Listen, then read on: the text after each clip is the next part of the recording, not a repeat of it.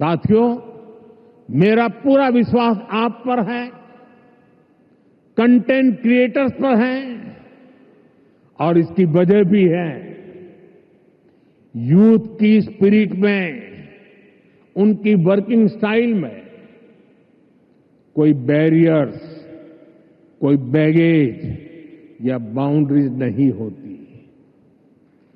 इसलिए आपकी क्रिएटिविटी बिल्कुल फ्री फ्लो करती है।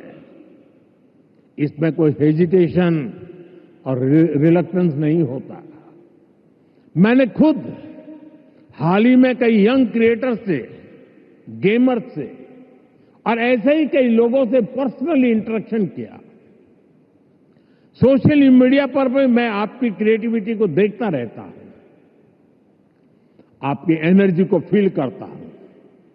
ये कोई संयोग नहीं है कि आज जब भारत के पास दुनिया की सबसे बड़ी यंग पॉपुलेशन है, ठीक उसी वक्त हमारी क्रिएटिविटी की नई नई डायमेंशन सामने आ रही है। Reels, podcast, games, animation, startup, AR, VR जैसे फॉर्मेट्स हमारे यंग माइंड्स इन हर फॉर्मेट में शानदार काम कर रहे हैं। सही मायने में वेव्स आपकी जनरेशन के लिए है, ताकि आप अपनी एनर्जी, अपनी एफिशिएंसी से क्रिएटिविटी की पूरी इस रिवॉल्यूशन को री इमेजिन कर सके, रीडिफाइन कर सके। साथियों,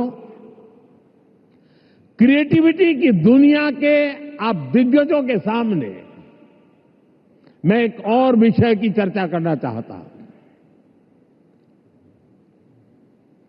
ये विषय है क्रिएटिव रिस्पॉन्सिबिलिटी। हम सब देख रहे हैं कि 21वीं सेंचुरी के, जो कि टेक ड्रिवन सेंचुरी है,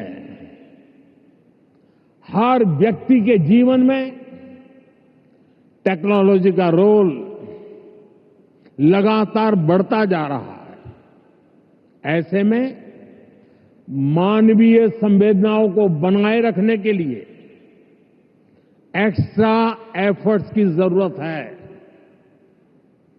ये क्रिएटिव वर्ल्ड ही कर सकता है। हमें इंसान को रोबोट्स नहीं बनने देना है। हमें इंसान को अधिक से अधिक संवेदनशील बनाना है, उसे और अधिक समृद्ध करना है। इंसान की समृद्धि इंफॉर्मेशन के पहाड़ से नहीं आएगी। ये टेक्नोलॉजी की स्पीड और रीच से भी नहीं आएगी। इसके लिए हमें गीत, संगीत, कला, नृत्य को महत्व देना होगा। हजारों सालों से ये मानवीय संवेदना को जागरूक रखे हुए है। हमें इसे और मजबूत करना है। हमें एक और अहम बात याद रखनी है। आज हमारी यंग जनरेशन को कुछ मानवता विरोधी विचारों से बचाने की जरूरत है। वेव्स एक ऐसा मंच है जो ये काम कर सकता है। अगर इस जिम्मेदारी से हम पीछे हट गए तो युवा पीढ़ी के लिए बहुत घातक होगा। साथियों, आज टेक्नोलॉजी ने क्रिएटिव वर्ल्ड के लिए खुला आसमान बना दिया है। इसलिए अब ग्लोबल कोऑर्डिनेशन भी उतना ही जरूरी है। मुझे विश्वास है ये प्लेटफॉर्म हमारे क्रिएटर्स को ग्लोबल स्टोरी टेलर से कनेक्ट करेगा, हमारे एनिमेटर्स को ग्लोबल विजनरी से जोड़ेगा, हमारे गेमर्स को ग्लोबल चैंपियंस में बदलेगा। मैं सभी ग्लोबल इन्वेस्टर्स को, ग्लोबल क्रिएटर्स को आमंत्रित करता हूं, आप भारत को अपना कंटेंट प्लेग्राउंड बनाएं।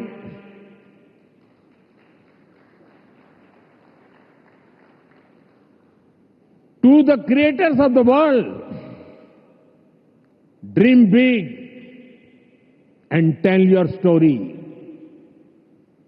To investors, invest not just in platforms, but in people.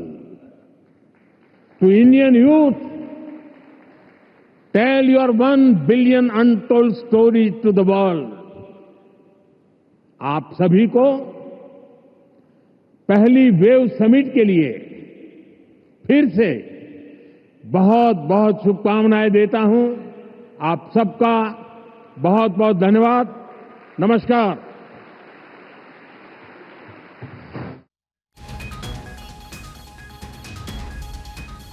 तो आपने सुना, क्रिएटर्स इकोनॉमी में नई वेव ला रहे हैं। हमें इंसान को रोबोट नहीं बनने देना है, हमें इंसान को संवेदनशील बनना है। भारत में ऑरेंज इकोनॉमी का उदयकाल है।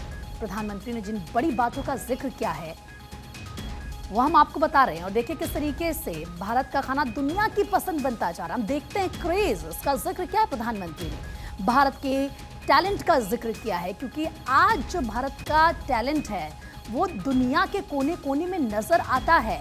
और किस तरीके से भारत आगे बढ़ रहा है, उसमें क्रिएटर्स की क्या भूमिका है, इस बात का जिक्र प्रधानमंत्री नरेंद्र मोदी ने अपने इस संबोधन में किया। तो प्रधानमंत्री नरेंद्र मोदी को आप सुन रहे थे, तमाम बातों का जिक्र उन्होंने किया, टैलेंट का जिक्र उन्होंने किया। आप देखिए, जब हम बात हिंदुस्तान की करते हैं, जब हम बात करते हैं भारत की, तो बात होती है यहाँ के टैलेंट की, बात होती है यहाँ के खान पान की, यहाँ के तौर तरीके की, यहाँ के ट्रेडिशन की, और इन्हीं बातों का जिक्र किया है प्रधानमंत्री नरेंद्र मोदी ने अपने संबोधन में। भारत जल्द तीसरी अर्थव्यवस्था बनेगा, एक बार फिर से इस बात को पीएम ने दोहराया है। हमारे यहाँ संगीत भी एक साधना है और यही समय है, सही समय है। क्रिएटर्स से अपील प्रधानमंत्री नरेंद्र मोदी ने की। क्रिएटर्स के लिए आज का जो समय हो बिल्कुल सही है। नया सूरज उगते ही अंधेरा छट जाएगा। भारत जल्द तीसरी अर्थव्यवस्था बनेगा, क्योंकि भारत तेजी के साथ, रफ्तार के साथ आगे बढ़ रहा है। हर सेक्टर का जिक्र प्रधानमंत्री की तरफ से यहां पर किया गया। तो भविष्य में वेव्स अवार्ड्स भी लॉन्च होंगे, सम्मानित किया जाएगा लोगों को। विकसित भारत की यात्रा अभी शुरू हुई है, अभी तो बहुत आगे जाना है। हमें किस तरीके से आगे बढ़ना है। और देखिए, भारत की हर गली में एक कहानी है। प्रधानमंत्री ने क्रिएटर्स से अपील की कि आप इस कहानी को सुनाएं, पूरी दुनिया को ये कहानी बताएं।